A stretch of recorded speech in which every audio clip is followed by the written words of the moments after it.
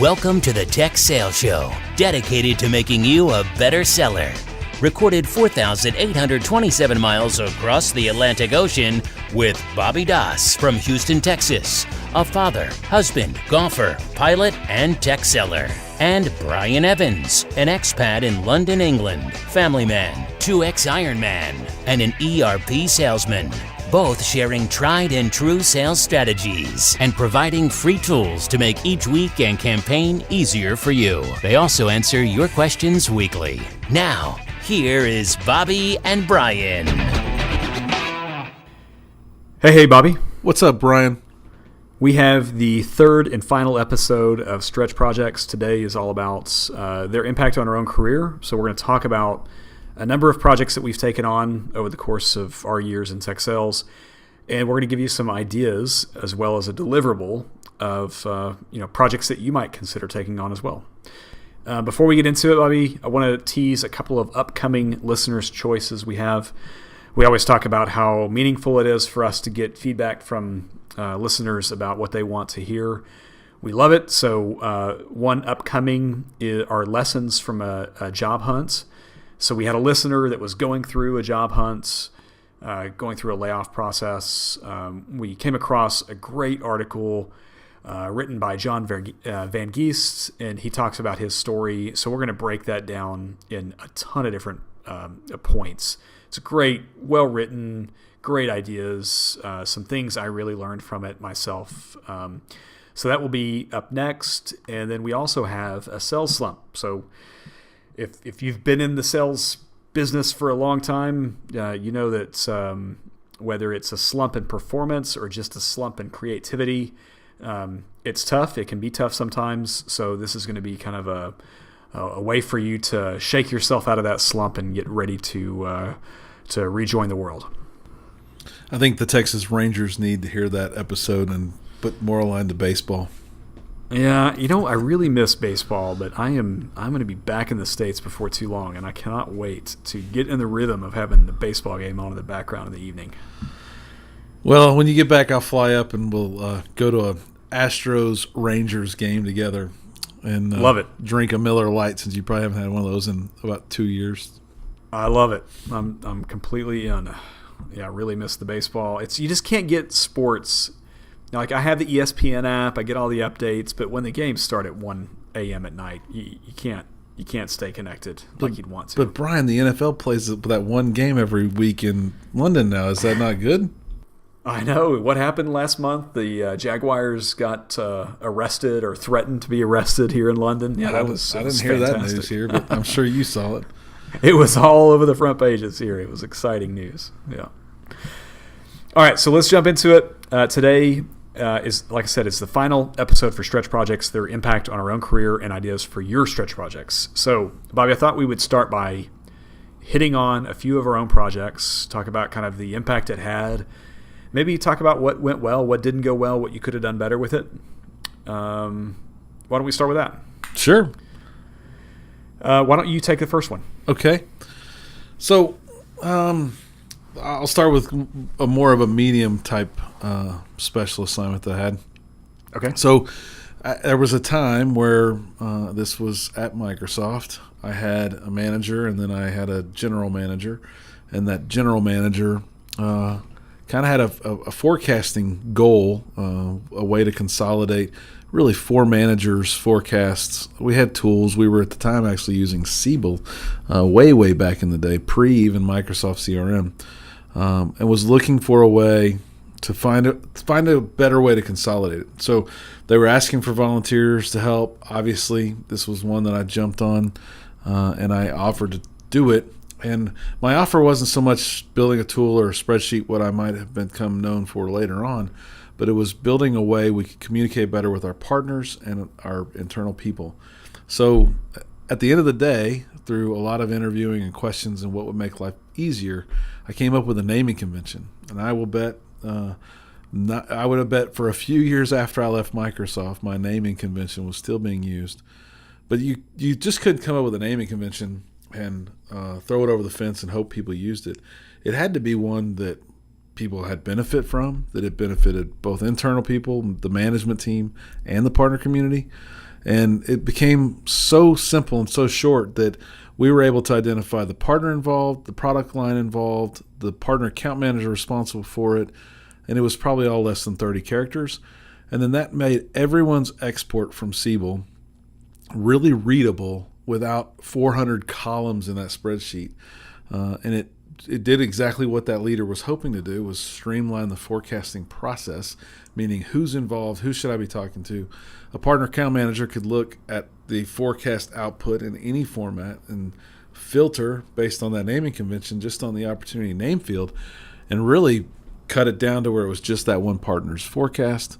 Lots of benefits came from it, but it was one of those opportunities where I think I started to boil the ocean and I made it as simple as I could make it. And it wasn't data-driven because a naming convention never will be queryable necessarily, but it really gave all the outputs that the leader was looking for, and I got to run that project. That's a great example. And I think, the risk of a project like this is that you could be seen as too technical. As an example you brought up in the first episode, that if you continue to take on highly technical projects, then you might get kind of typecasted as someone that is super technical. I think the way to keep yourself away from that is to, and this is natural for you, it may not be natural for some people. It wasn't very natural for me as a first manager at Microsoft, but is to have a really good executive presence. Because if you can deliver a project that really is you found a technical solution to a business problem, but if you can bring that solution to the table with other business leaders, with other managers and managers of managers and vice presidents and regional vice presidents, but you could have a business conversation about it rather than, hey, I built this tool. Do you like this tool? Is this a cool tool? Really, the way you presented it was more of, we have a problem in our business. We don't have visibility on the opportunities. Who's responsible for those opportunities? What partners are influencing those opportunities? You were helping to solve a real problem in the business. So maybe it is a technical solution, but the leaders certainly saw that as a real solution, not a technical fix. No doubt. And it was probably the most basic fix, and ultimately turned into ways that a lot of different managers and GMs looked at it. And then they did start changing some of the fields to make them more queryable. But to your point about building a big tool, today I'm sure they do build big data cubes and all this stuff to solve problems like that. But my tool was free. It was really just a dissemination of why we're going to go this way and do it this way, and getting the partners bought into the value for them and for us. And it didn't take long till everyone's opportunity names looked the same. I had a little bit of OCD about when some people wouldn't capitalize all the letters, et cetera. But, you got to learn to give a little and get a little, right? No doubt. So one of my first projects was building a marketing plan for the region. This is a really simple one. So we talk about different sizes and scopes. This is a very easy project that you could take on. This is one of my first projects at Microsoft. And you're probably all aligned to a certain region or a certain team. Maybe it's a functional team. Maybe it's an industry team. We all, marketing wants to be closer to sales. They want to know what events have impact on the pipeline because they're measured on pipeline that they can't directly impact. And the salespeople want more and better qualified leads and opportunities. What if you were the conduit that connected the sales team to the marketing team?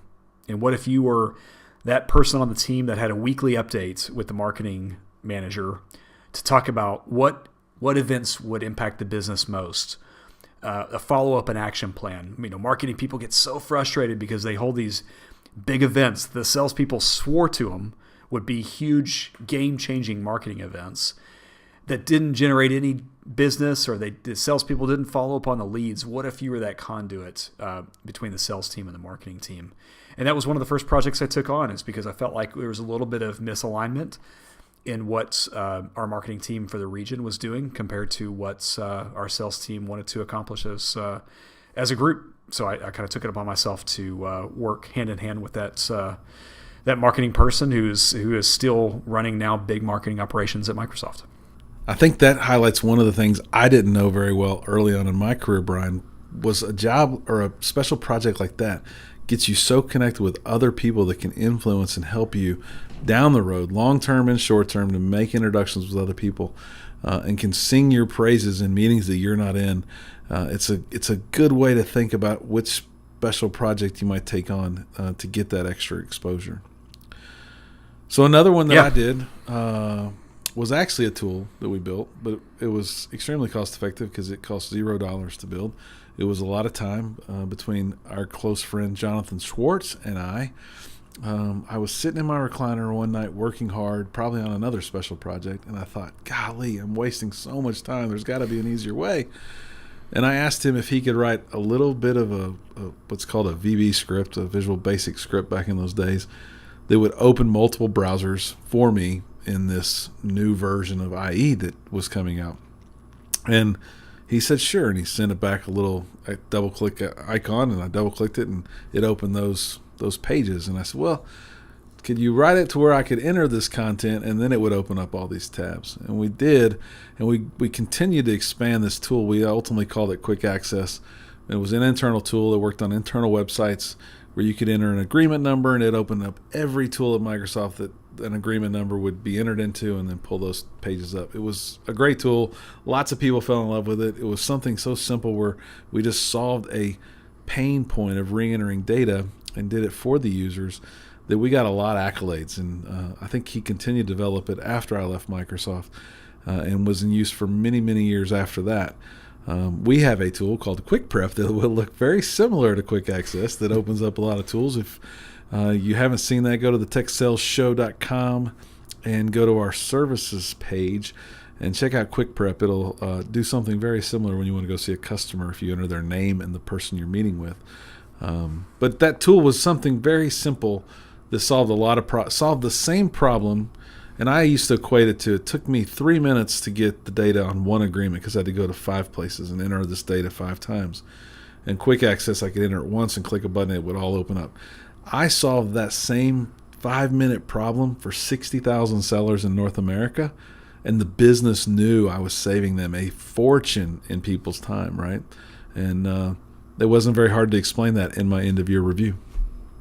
It's not at all. And if you want to get a viral project, do a project that saves salespeople time, and that will be a project that goes viral very quickly. I remember that project distinctly. It was a huge deal at Microsoft.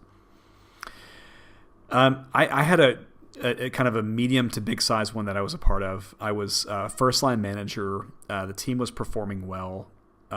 So I kind of had the house in order. I had gone through some change on the team to kind of get the team that I wanted in place.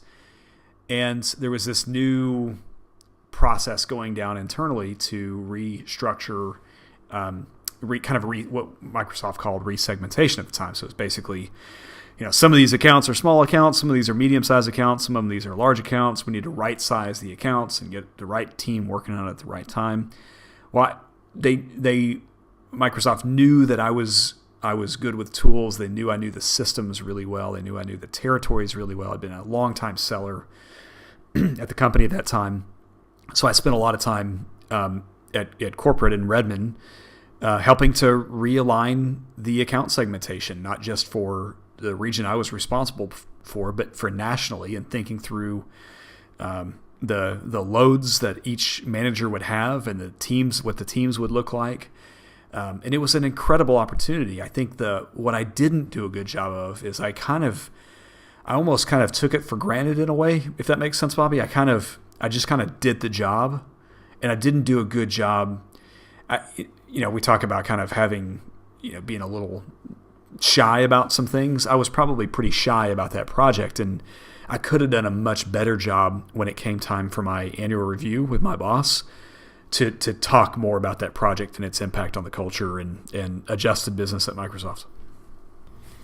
There's no small task when you say Microsoft and segmentation, for sure. Yeah.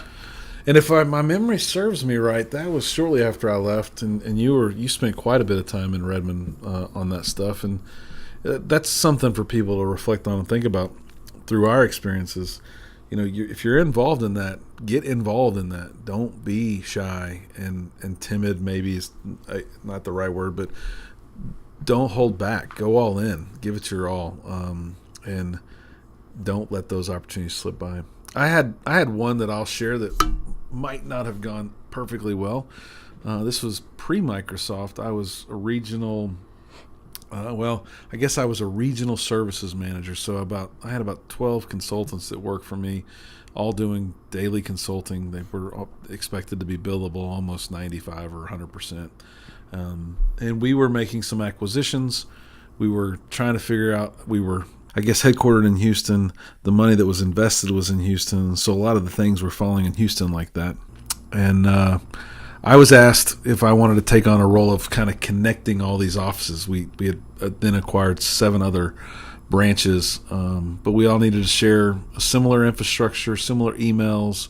This was a long time ago. People used to build your own email servers. Figure out how we were going to share files, all those things.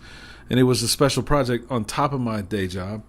But what ended up happening for me was I got to meet all the other leaders from all the other companies we acquired. I got to see a lot of pissed off people who had been acquired and weren't really happy about it and who wanted to do it their way and not my way. But I got all these experiences. But ultimately, we ended up creating a new job from that experience. But what I'll say didn't go so well were that completely exposed all my weaknesses. Had that happened many years after getting many more mentors, I think I could have hidden some of those weaknesses. But all that emotion I talked about in the last episode, and the things that I hadn't been taught to maybe adapt and tailor in front of a different audience, maybe didn't work so well, and that feedback rolled back. And I never lost the job, but I can say I got a lot of counsel in that role because of the way maybe my attitude was rubbing people the wrong way. So to that mindset, if you are on a special project, know that your weaknesses could be exposed more so, and you need to have help along the way, right? Again, be new. Don't act like you know it all. Those people around the country that we acquired, they were pretty good IT people as well, and they had some really good ideas. I should have been more open. I should have been more learning. I should have been inquisitive. I shouldn't have just said it's my way or the highway, which I might have said a few times. But it was a great opportunity and something that you should think about as you think about special projects. Again, the connectors with other people that are going to impact your career long term. You want those people to be aligned with you and around you while you're working on special projects. There's a great book. I think it's called Emotional Awareness 2.0. I'll link to it in the show notes. It's one of the core parts of the book is emotional awareness, self-awareness, and you hit a good point, Bobby, that if you've got a weakness, it's going to get exposed here. That's okay. But if you want to get ahead of it and you want self-awareness is one of those that you probably don't want to be as exposed as the rest.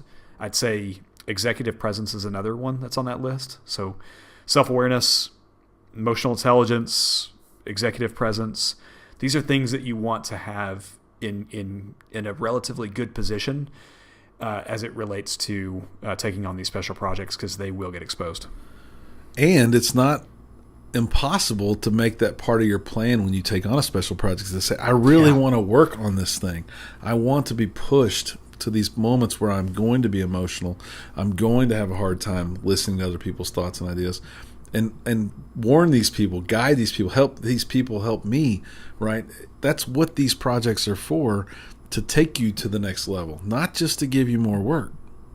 Agreed. I think the biggest one I took on is one that I'm in the midst of right now. And I kicked off this series with a quote that Mark Twain had about 20 years from now, you'll be more disappointed by the things you didn't do than by the ones that you did do. And I didn't want to look back and say, what if I had done that? And I think that's the key to all of these special projects. We're going to give you a list of, and then we're going to give a deliverable of a number of projects that you can take on. But I think the key piece is we've called some out that are on a really large scale, and we've called out some that are on a small scale. But these are career pivots. These are career inflection points.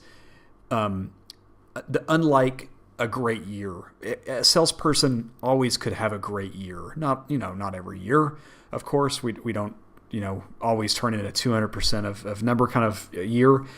But if you hit 110% and you deliver an amazing stretch project that impacts the business regionally or nationally, that will go much further than delivering 150% a plan, but being completely in a shell on your own. Do you agree? No doubt. I can say, and your project that you're talking about now is your expat assignment in London, right? I mean, you took a 2-year stint to go over there, be an expert, share your expertise with a lot of people, grow that office, grow that part of the business globally. And there's no question that anybody listening that knows you and what impact you've had in the last 2 years knows you accomplished that and then some.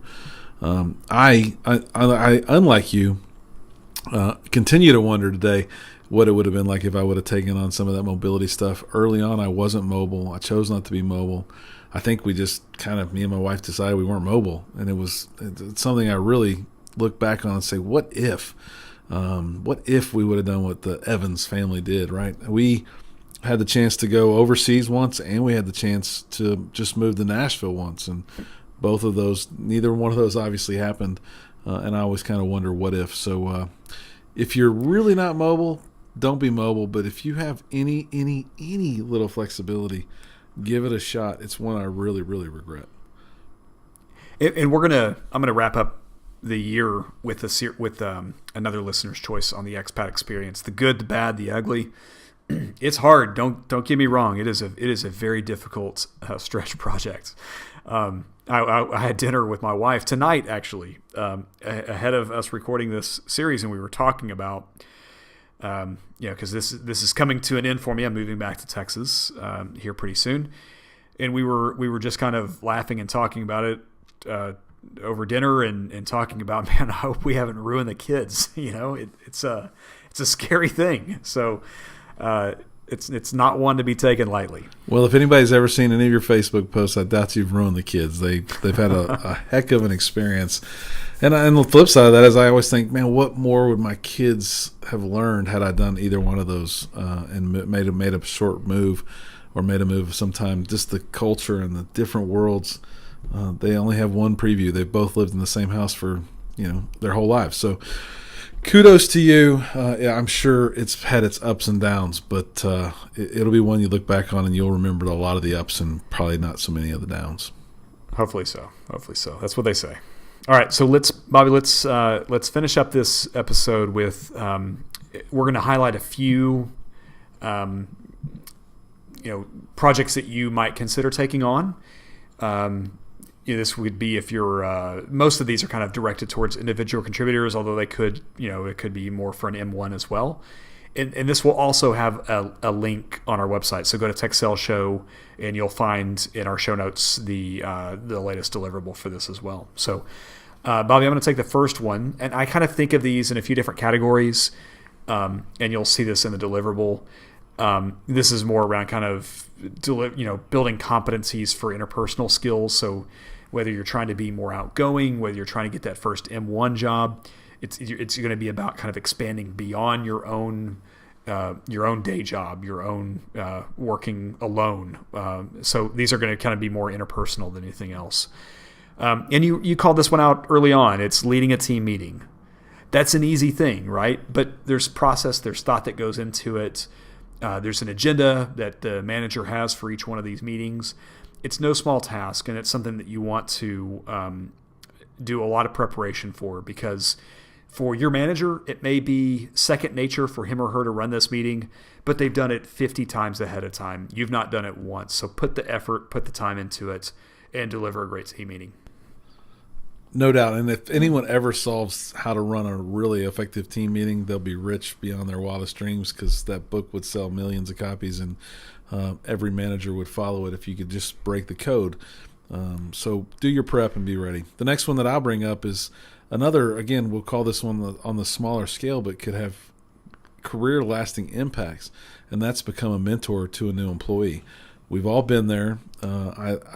I used to like to team up the guy who's just 2 weeks earlier than the next guy or girl on the team, because then they don't have to ask me anything because they're asking the person that went through it just 2 weeks ago how to get it done. It's a lot of benefit to your manager. It's a lot of benefit to those around that have been there for a long time and don't remember what that website was that they got their new cell phone hooked up on. So be a mentor to that new employee. It will go a long way if you have that opportunity. The next one I'll hit on is this is going to be different for every person that listens to it. But in your contract, when you sign a new customer up for your contract, there's always that fine print or terms that kind of no one on your team really knows other than maybe a licensing specialist or the attorney that's in your office. Or there's always one level deeper that everyone kind of agrees we're not going to go that deep. But I would stretch you to say go that deep. Be the person that knows. You called it out earlier, Bobby. You read one more white paper than the next guy, and that was really impactful for you as an individual contributor. Be the person that knows just 1 inch deeper when it comes to contracts, and then share that. We all have our own expertise, but that expertise has probably come from those experiences where we've done those sorts of things. Next on the list would be, in my opinion, troubleshooting a performance issue. That doesn't have to be people performance. It has to be like technology performance, or maybe it is people performance.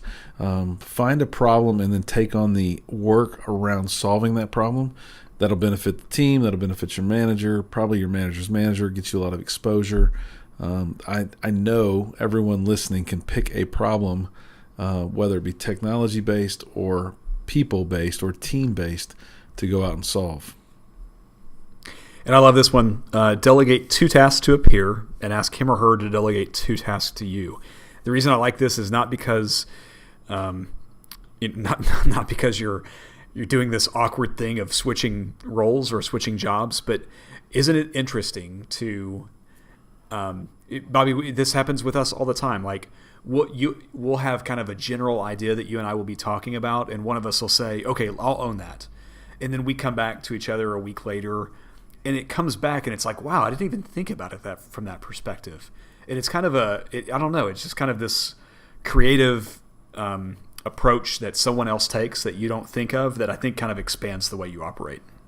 No doubt, no doubt. So a few that would fit in the personal effectiveness bucket: help launch a new product or service. I mean, that is why I am tied to Excel today, because I focused and worked really hard on the Excel 2003 launch. And it's something that stuck with me all along. Work with someone from another department on a tough issue. That could be cross-group collaboration. That could be all kinds of things, but it doesn't say take on an easy task and solve it. It's a tough task. You got to get other people involved, interview a bunch of people, work through it, have some candid conversations. That's one that really would help you grow as well. How about a couple more in that group? How about teaching a seminar or doing a quick video on an unfamiliar topic? So let's say you've got a new product or a new update to a product. The team didn't maybe read the internal white papers on it. What if you did a video and did a quick demo for it, and you made the rest of your team aware for it? What if you created a customer satisfaction survey? So let's say that you're looking for references, and you've got a small group of new customers on a certain product, and you wanted to measure what they liked or what they didn't like. So what if you wrote a little quick SurveyMonkey customer satisfaction survey? I like it. So then some of the bigger ones, we've talked about a lot of the big ones, so we'll just share a few, and they're all going to be on the deliverable if you guys go pull it off our website. But a couple big strategic ideas: spend 3 days with clients and report back. That maybe like a trip report. Maybe you do a deep dive as it relates to a particular product. You can't find 3 happy customers. You got to be strategic in who you look for and find there. But if you did that, think of where that report's going to go and who's going to see it. I like it. And then what if so we all have a deep background in technology. We know competitors' products in comparison to ours. What if you wrote up a statement about the strengths and weaknesses of your product versus a competitor's product? That's something that would be, we talked about how do you, if you want something to go viral, do something that helps save salespeople time. A quick paper, an analysis of a competitor's product versus your own product, that thing would get shared 1,000 times in your company. No doubt. And it would probably get a lot of feedback and comments, which would make you even get stronger and better what you did. But you would know the material so well that you would get to go probably do other things related to that topic, and really share it broadly and get a lot of recognition across the board. So with that, not only do we get to wrap up this episode, but we get to wrap up this series. Brian, what are your closing thoughts? I think the key to this, I'll kind of close with what we opened with. Aside from a top year-to-year performance, there is nothing more critical than taking on something that stretches you, that adds value to your organization, and that broadens the impact from just your quota attainment, and maybe adds a couple percentage points to everyone else's quota attainments across the region, across the U.S., across the globe. So look for those opportunities. They can be lasting opportunities for you in your career. Completely agree. Some of them continue to transcend for me. We mentioned it last week, but we're going to give our new social media director an opportunity to share with you guys everything we got going on the web and all the things we've launched since we've rebranded the Tech Sales Show. Give her a listen at the end of this episode. And as always, average sucks. Average is the enemy. And thanks for listening. Thanks, everyone. Hi, my name is Emily. I have recently taken over the marketing aspect of Tech Sales Show. If you aren't already, please go follow all our socials, including Facebook, Twitter, and LinkedIn at Tech Sales Show. I'd love for you to see everything we are posting as we rebrand. Thanks for listening to the Tech Sales Show with Bobby and Brian. Subscribe to their email list by going to bobbyandbrian.com and follow them on Twitter at BobbyBrianSales.